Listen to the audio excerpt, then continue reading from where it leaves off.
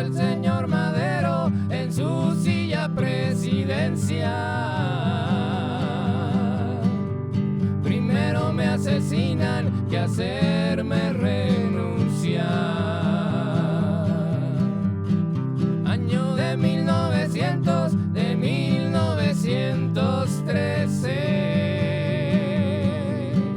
Ya mataron a Madero y nada que aparece.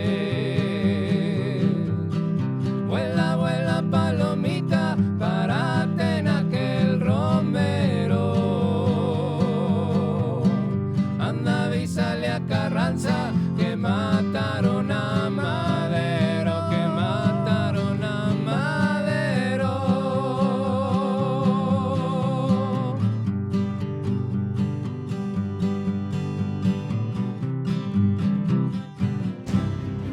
México se encuentra sumergido en una guerra feroz. El primer jefe de la revolución, Venustiano Carranza, sale victorioso en la campaña por derrocar al Chacal Huerta. Sin embargo, la victoria ha deteriorado su relación con Francisco Villa y Emiliano Zapata. En 1915 es el año del hambre. Es el año de las definiciones políticas generales. Se define si México iba a ser una república de carácter parlamentario con una asamblea o una república con los tres poderes, donde el poder ejecutivo sería el fuerte. El parlamentario serían los convencionistas los que lo están proponiendo, el otro son los constitucionalistas. Se va a definir en una guerra, pero también se define en un debate de ideas.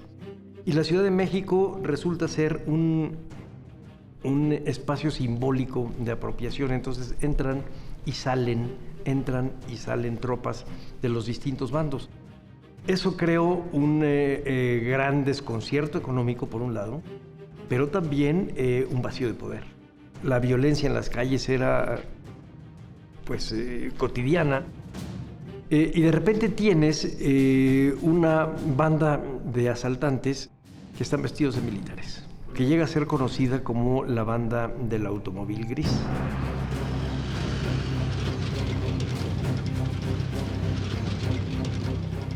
Se dedican a muchas cosas, eran en este sentido delincuentes no especializados, sino muy dinámicos, pero lo mismo secuestraban, extorsionaban, robaban en las casas de la gente rica. Esta banda del automóvil gris, con sus nexos con las comisiones de seguridad del interior zapatista y después con su nexo con algunos constitucionalistas, obtenía órdenes de cateo, que también eran comunes, de catear a algunos domicilios que se consideraban de potenciales enemigos o de enemigos efectivamente de las fuerzas de ocupación de la ciudad.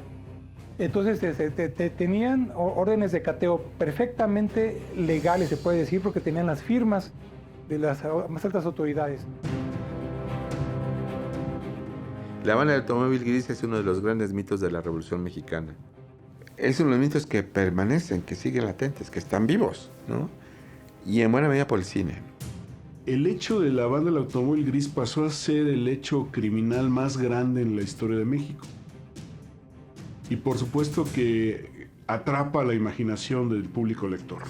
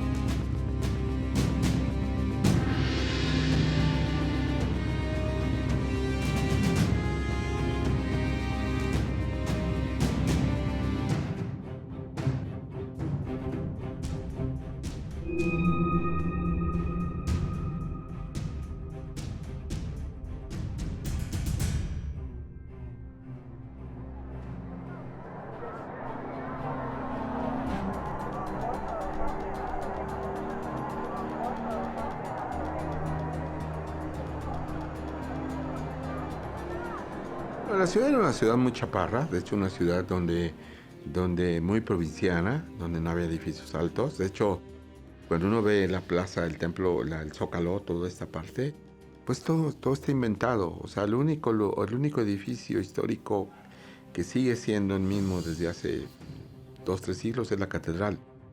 De hecho, el Palacio Nacional se le puso el tercer piso en la época de Calles. Sí, no, en realidad ahora vivimos una suma de distintas ciudades en distintos niveles. En aquella época no, en aquella época la ciudad era espacialmente muchísimo más acotada, no era muy grande, estaba rodeada de ranchos y de ejidos, de muchos pequeños poblados que en sí mismos eran pueblos. Caminos que eran muy agrestes y que uno se tardaba. Y, pues, hay testimonios de que para llegar a Tacubaya se tardaba uno mucho, para llegar a San Ángel había que recorrer muchísimo camino, ¿no? Coyoacán era un pueblito, la Colonia del Valle estaba llena de rancherías, la ranchería de San Borja, que era el lugar donde estaban las vacas que surtían leche a la ciudad. Todavía en los años 30 decía, en los años 40, los anuncios de la prensa decían, venga, deje el ruido de la ciudad, fincas campestres en la Colonia Álamos. O la Colonia Álamos son 3 estaciones del metro, o sea, estás a 10 minutos, a 5 minutos del Zócalo. La ciudad terminaba prácticamente en el eje central, lo que es San Juan de Letrán, terminaba en Vidal Alcocer en la Merced, terminaba en Canal del Norte, en La Lagunilla, y terminaba en Fray Servando, ¿no? Es una ciudad muy pequeña que prácticamente seguía todavía la traza colonial, ¿no? O sea, sin nada que ver con este monstruo. O sea, cuando uno de los asaltos que se habla por ahí dice que lo va a dejar ahí por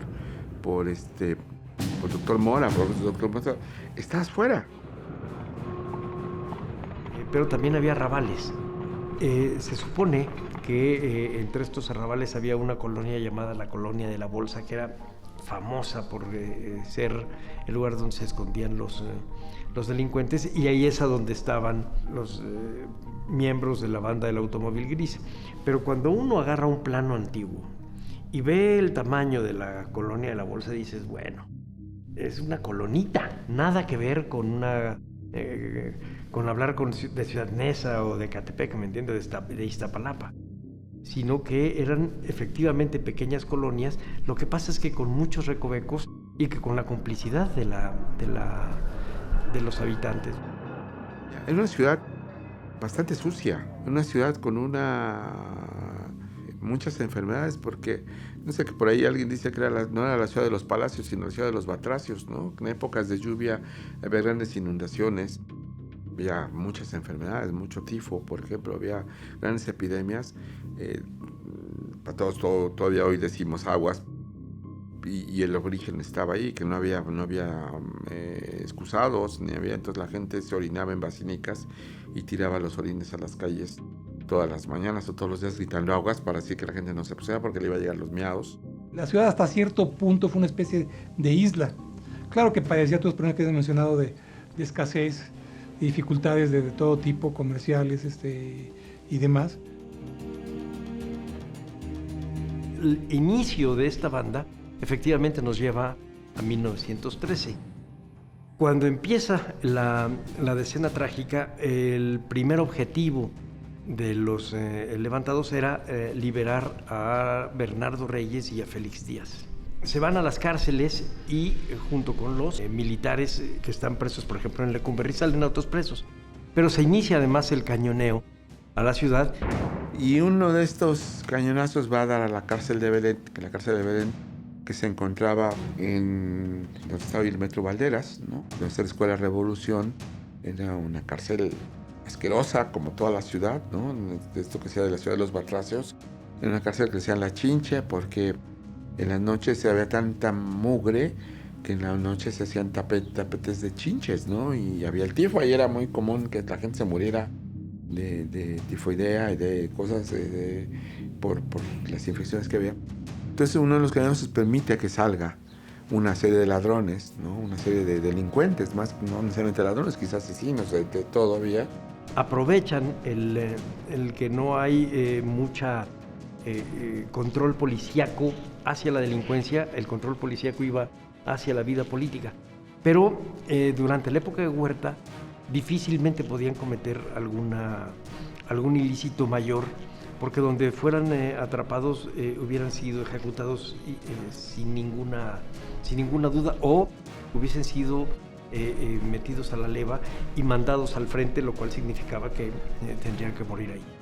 Pero una vez que cae Huerta y entran y salen los ejércitos revolucionarios, esta gente nota que hay un vacío de poder y ese poder lo ocupan ellos.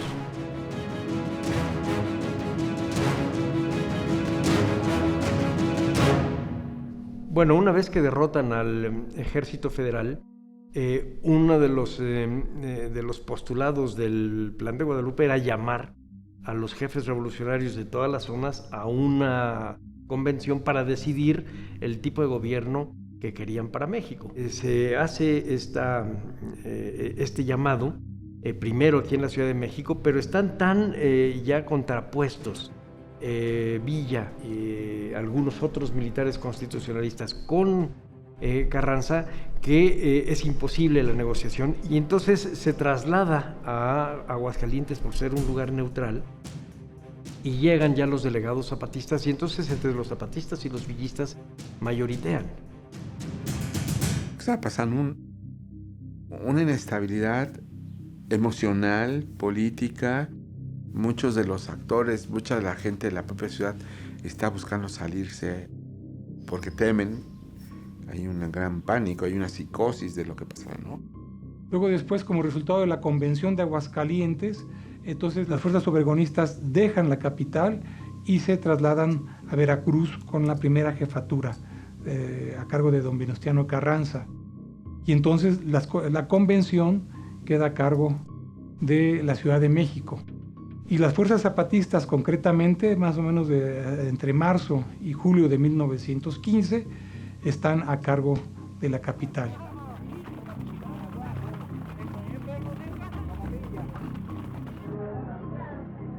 Luego, después de la derrota de las fuerzas convencionistas, entonces la Ciudad de México vuelve nuevamente ocupada por las fuerzas del constitucionalismo, en este caso a cargo del general Pablo González, de julio en adelante. Incluso ya la primera jefatura de don Venustiano Carranza despacha en la Ciudad de México hacia octubre de 1915. Ese año, 1915, es conocido popularmente como el Año del Hambre en la Ciudad de México. La Ciudad de México, por su naturaleza urbana, era muy susceptible de desabasto agropecuario en materia de productos agrícolas como de productos animales para la alimentación. No había nada que se moviera, la gente comía, la gente tenía que comer, ¿no? Es decir, en México, por fortuna de los mexicanos, hemos comido todo, todas las hierbas, hongos, flores, el flor de calabaza, los nopales, y seguramente comieron todo eso, ¿no? O sea, no se oía ruido ni perros, ni gatos, ni caballos, ni mulas, ni bueyes, ni nada. Se le daba prioridad a surtir y alimentar y abastecer a las tropas que a la población civil. Fue el año del hambre porque la gente vivió precariamente, muy precariamente. Porque no funcionaban los billetes, no funcionaba el dinero. Es decir, lo único que funcionaba era el metal, ¿no? El primer problema es que cada uno de los ejércitos traía su papel moneda y su moneda, pero mucho menos moneda que papel moneda.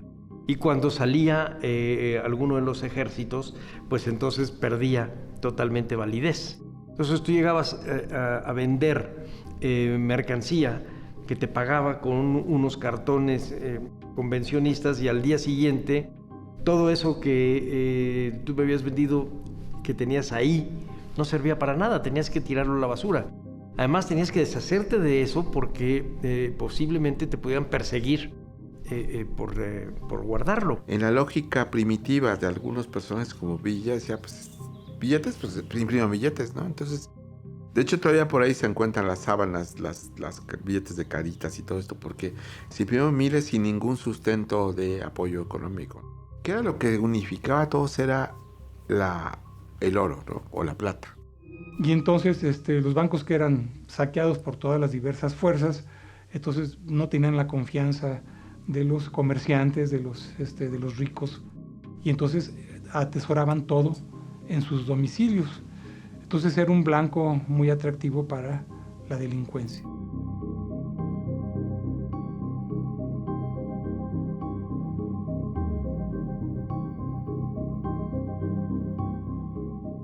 La banda estaba tal vez comandada estuvo comandada por un español de Asturias, un asturiano, que se llamaba Higinio Granda. Los hermanos Granda, Juan e Higinio, llegan a la Ciudad de México siendo muy jóvenes. Juan es el hermano mayor y se enrola en las fuerzas zapatistas bajo las órdenes del comandante Amador Salazar. Higinio, por el contrario, decide quedarse en la ciudad, donde comienza con su carrera criminal. En las calles, conoce a Francisco Oviedo, un astuto criminal con quien realiza varias fechorías. Tiempo después, la policía captura a Oviedo e Higinio huye hacia el estado de Morelos para encontrarse con su hermano, el recién nombrado coronel Juan Granda. Meses después, Higinio sería ascendido a capitán y entraría triunfante a la Ciudad de México, junto con el ejército zapatista. Sin embargo, su hermano no tendría la misma suerte, pues había sido abatido en una de las tantas batallas. Ya en la ciudad, Higinio decide visitar a su amigo Oviedo. Con él organizan rápidamente una reunión en la cantina El Grano de Arena, ubicada en la famosa colonia La Bolsa. Esta primera banda, que es la banda del japonés, bueno, se junta a partir de que se escapan de la cárcel de Belén y después vienen a reunirse en una cantina y empieza a crearse todo este mito. Se funda el primer grupo criminal conocido como la Banda de los Cateadores, o los Asaltantes del Automóvil Gris, o la Banda del Japonés. Este último apodo nació debido a los rasgos orientales que tenía el chofer que manejaba el vehículo. Son personajes muy nebulosos también, porque no saben ni dónde terminan, ¿no? Tenían ahí un especialista en abrir casas y cajas fuertes que le decían el pifas. Tenían una serie de gentes dedicadas a distintas cosas. Alguno de ellos, por ejemplo, a falsificar o a gestionar ilegalmente documentos firmados por el gobernador de la Ciudad de México o por el encargado de las armas de la Ciudad de México. Podían moverse libremente con un salvoconducto.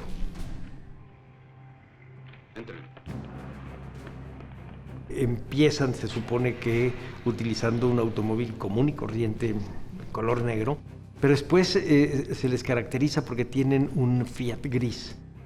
Cuando menos eso es lo que la leyenda dice. Funcionaba la película derrapando a 20 kilómetros por hora. Pues sí, se ven lentos los coches, esa es la velocidad que tenían. Pero les daba ventaja para cuando salía el policía pitando o corriendo, pues no los podía detener, iba ganando velocidad. Sabemos que no había muchos coches, no había muchos semáforos. En estas calles donde actúan ellos es casi una tierra de nadie, ¿no? Roban joyas, roban mucho dinero, reparten mucho dinero falso. Y hay una suerte de... no una suerte, hay una gran impunidad, pero hay una suerte de disfraz de esta impunidad. Es decir, era muy difícil para una ciudad como la Ciudad de México, a pesar de que tenía casi 700,000 habitantes, en su extensión era pues realmente muy corta, que pudiese esconder una banda tan grande. Estamos hablando de una quincena o una veintena de personas que además utilizan vehículos. No estamos hablando de una ciudad en donde tuvieras muchos lugares a donde cargar gasolina ni nada de eso. Era muy acotado donde un vehículo automotor podría pasar. Y aún así se podían mover perfectamente.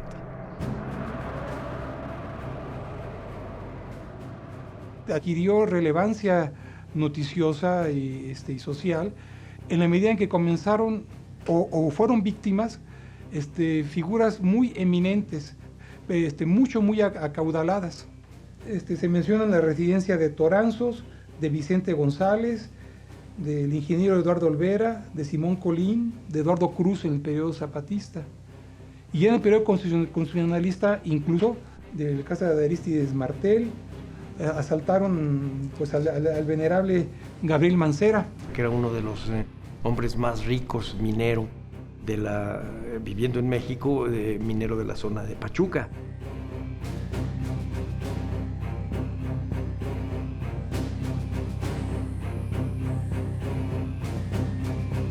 Y otras residencias asaltadas irrelevantes eran de familias acaudaladas, pero formadas de viudas. O sea, ya no había, digamos, hombres que cuidaran. O sea, sabían exactamente a quién iban a asaltar. Están, por ejemplo, el caso de Guadalupe Cacho de Caso, de Julia Abreu, viuda de Macedo, de Francisca R. de Barroso, de Clara F. de Scherer. En fin, estos son los eminentes. Para no hablar, es decir, si esta enorme cantidad, porque son bastantes familias acaudaladas, pues podemos imaginar la cantidad de familias de mediano caudal que fueron también víctimas de asaltos, y no de esta banda, de otras familias. Entonces, era ya un escándalo social, y entonces se vieron obligados a tomar medidas.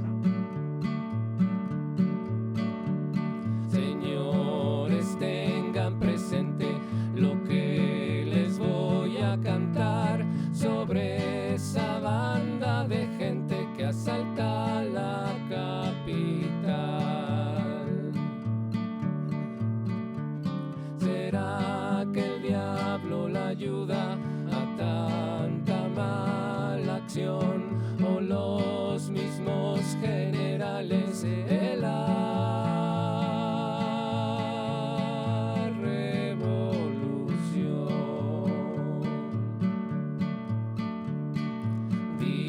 que todos salieron de la cárcel de Belén y que rodean a las casas por encargo de la ley? Y andan esos rateros en un automóvil gris, robando tanto dinero y joyas.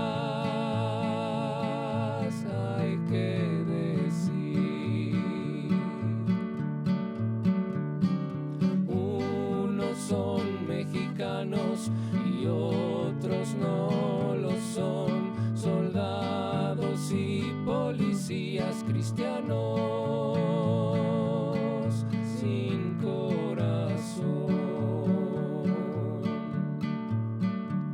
Señores, pongan cuidado, que les diré un pormenor, son peores que un terremoto y el jefe es un español. Estamos hablando de un grupo que podía tener sus insumos, se mandaba a sí mismo, no tenía ningún escrúpulo político, se manejaba en su propia economía de mercado, aterrorizaba, y además podía hacer algo que no era tan fácil en tiempos de Carranza y Obregón y de Pablo González en la Ciudad de México, que era escaparse de la policía secreta. O sea, la ciudad estaba ocupada, existía la policía de siempre, la policía que ahora llamamos auxiliar. Estaban las mismas fuerzas militares.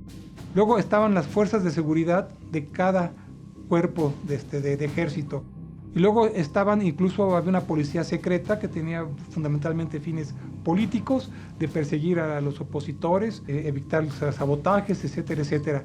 Entonces realmente la sociedad pululaba toda clase de fuerzas armadas, policíacas, y era un caos, no había un control, una coordinación entre ellas. La policía secreta era muy importante para los grupos revolucionarios porque podías saber el movimiento de los enemigos y de los traidores, pero sobre todo de tu rival dentro del mismo grupo, es decir, generales contra generales, políticos con políticos, políticos contra generales, además de la guerra. O sea, les preocupaba mucho Pancho Villa, pero les preocupaba mucho qué es lo que decía su compañero de armas o el encargado de alguno de los despachos ministeriales. Y entonces tenían su policía política y estos tipos podían eludirla. Lo cual ha hecho suponer, y creo que con buena lógica, que había una complicidad por parte de autoridades mayores. De otro modo, es muy difícil explicar que pudieran ir con salvoconductos y vestidos de militar y entrar con el gran desparpajo, porque no solamente resultaron ser ladrones, sino además buenos actores, porque engañaban a todo el mundo. Se puede presumir ya de cierto conjunto de delitos atribuibles a esta banda del automóvil gris a la complicidad o infiltración de las fuerzas de seguridad y de la policía metropolitana. En el caso de las fuerzas zapatistas, cuando se comienza a investigar, incluso son destituidos varios miembros prominentes de las comisiones de seguridad que estaban obviamente involucrados. Y luego ya después, en el periodo carrancista, no fueron involucrados altos mandos, pero sí gente de diversas fuerzas, de diversos cuerpos militares que estaban involucrados, ¿no?, en el periodo concesionalista de la ocupación de la ciudad. Granda y sus cómplices aprovechan la ocupación militar de los constitucionalistas para ingresar al cuerpo de la policía reservada de la capital, colocando los cimientos de la segunda banda del automóvil gris.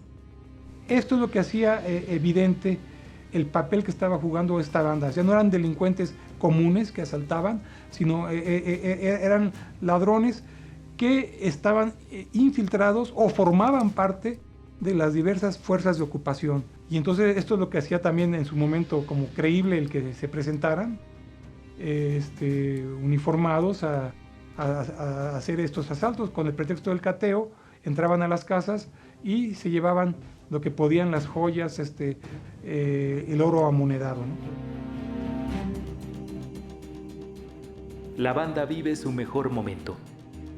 Higinio Granda vende las alhajas robadas en el extranjero con la ayuda de su amigo Selim Jalifat.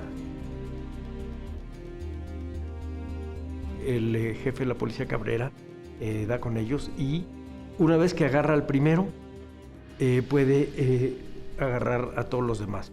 Los métodos para que confesaran creo que los podemos imaginar. Pero el chiste es que con uno solo de los delincuentes prisioneros, la banda las bandas, la cadena de bandas completa, es tomada prisionera.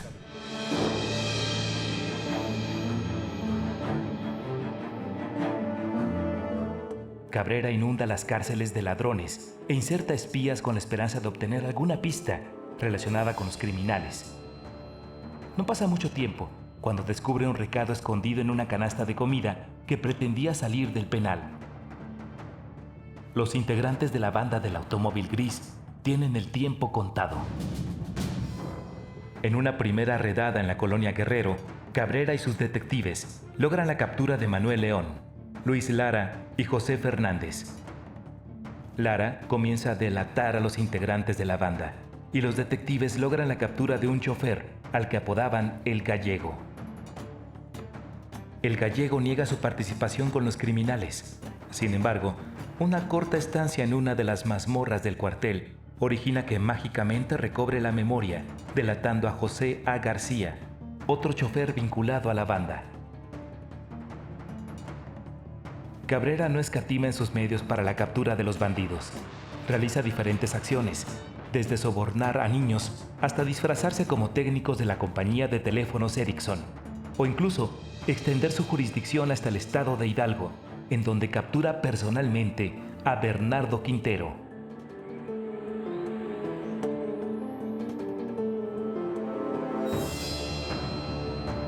Granda y Oviedo logran escapar del brazo de la justicia, mientras que sus cómplices son procesados en la ciudad.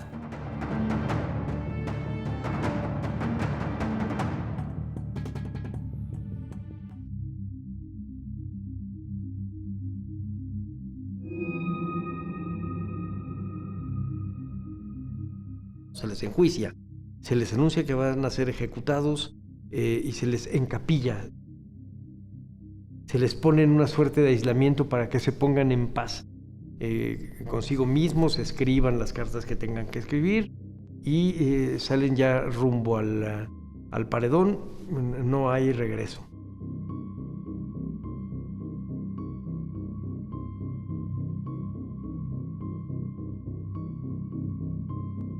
Aparece el general Francisco de Paula Mariel, que es el encargado pues el jefe de las armas de la Ciudad de México y el encargado, por supuesto, de la ejecución. Y entonces lo que es interesante es el protocolo del fusilamiento a delincuentes. No es el mismo protocolo que el fusilamiento a rebeldes armados. Y se acerca un oficial y les pregunta a cada uno lo que está necesitando. Entonces alguno de ellos incluso se detiene para explicarles más cosas. En realidad lo que les está preguntando es si tienen alguna última petición, como por ejemplo a quién quieren que les avise de su familia para que vengan a recogerlo, para que lo entierren. Y es muy rápido. Y el fusilamiento es propiamente de un tirador por cada uno de los ejecutados. Y hay una cosa pues curiosa, que a uno de ellos se le ha de haber trabado la bala porque caen y el último todavía está parado. Y entonces se ve que le dan un tiro y después el tiro de gracia. Son segundos lo que pasa. Pero este hombre vio cómo cayeron los de a un lado y él estaba ahí. Eran 10 inicialmente, in extremis, así en último momento, 4 de ellos son separados del paredón y ya nomás se fusila, pues nada más, a 6, ¿no?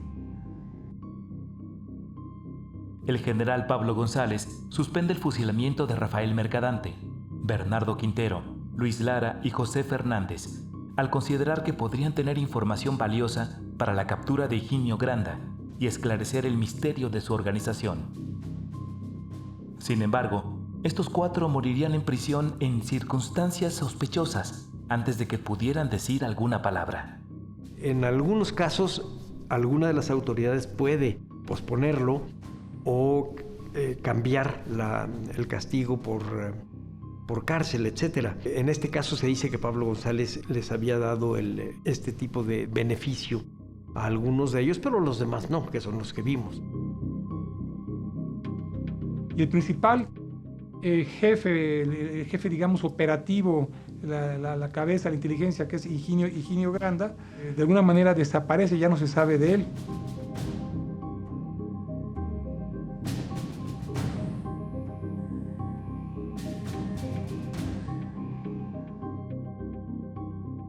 En su momento fue capturado, pero cuando las fuerzas zapatistas dejan la ciudad, prohijan una fuga masiva de presos, tanto en la cárcel de Belém como en la cárcel municipal de Lecumberri. Se queman todos los registros, se pierde todo, él también se extravía, es después nuevamente recapturado, pero con Pablo González es apresado en Cuernavaca y después se pierde su rastro. Entonces ahí pues, se podría presumir una complicidad o una relación de algún tipo entre Higinio Granda y Pablo González. Es un personaje muy cercano a Carranza, ¿no? Es un personaje que está siguiendo indicaciones. Sin duda Carranza tiene que ver también con la idea de Zapata, de acabar con Zapata, que no quería tener ninguna conciliación. Es decir, Pablo González, después de estar en la Ciudad de México, es comisionado por Venustiano Carranza como jefe militar, jefe de las operaciones militares en el estado de Morelos. Incluso Pablo González es responsable de la trampa que lleva a la muerte de Zapata. Tenía fama pública en esa época, como muchos de ellos, incluso Villa, de ir y pues a llevarse como Juan Charcada a las mujeres más bonitas, ¿no? Entonces iban a los teatros, iban a los cabarets y los encerraban, los prostíbulos, y agarraban a las mujeres que les gustaran. Por ahí cuento una anécdota con María Teresa Montoya, que justamente que le va a pedir dinero y él les da todo el dinero del mundo, ¿no? Así, y supongo que no fue de gratis, ¿no?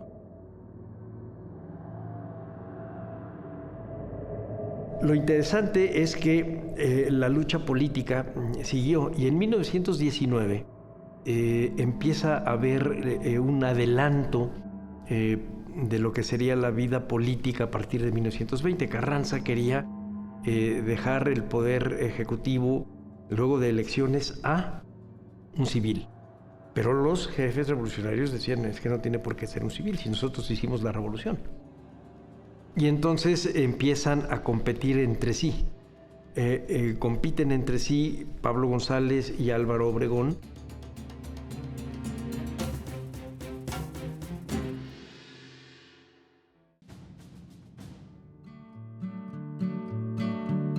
Señores, tengan presente lo que les voy a cantar sobre esa banda de gente que asalta la capital.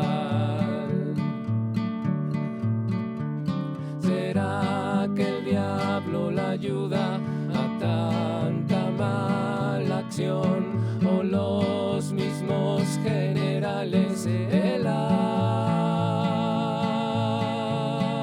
revolución?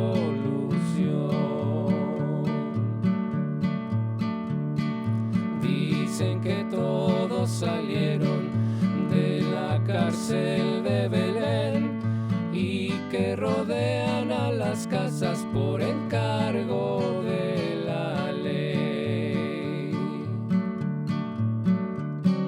Y andan esos rateros en un automóvil gris, robando tanto dinero y joyas. Hay que decir, unos son mexicanos y otros no lo son, soldados y policías cristianos sin corazón. Señores, pongan cuidado que les diré un pormenor, son peores que un terremoto y el jefe es un español. Con órdenes de cateo saquean la capital, cogiendo todo lo ajeno, buscando un arsenal. Todita la gente tiembla sin hallar ni qué pensar. Con estos hijos de gestas Dios mismo se debe cuidar. Ni toda la artillería del Palacio Nacional salvó a la tesorería de un robo sin igual. Señores, ya me despido, que sigan sin novedad. Cuídense de los vecinos y de la